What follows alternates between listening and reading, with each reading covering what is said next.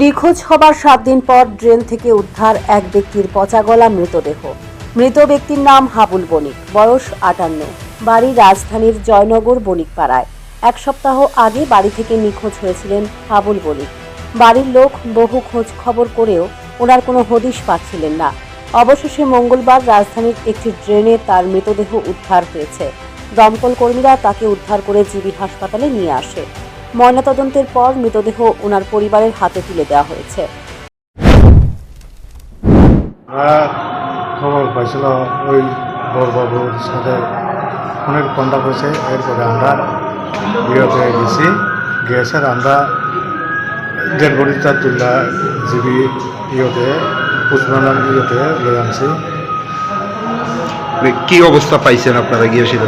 জলের নালার ভিতরে জলের নালা আসলো, এখানে বইটা আসলো। প্রাথমিক তদন্তে কি মনে হয় কিভাবে মৃত্যু হইতে পারে? এটা তো আমরা তো এখন তদন্ত করতেছি। নামটা কি ওনার? আমার নাম এস এ মহল দেবনা। মৃত ব্যক্তির নাম কি?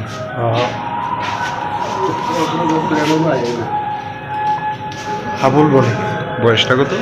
বয়স 65। কোন জায়গাতে পাওয়া গেছিল?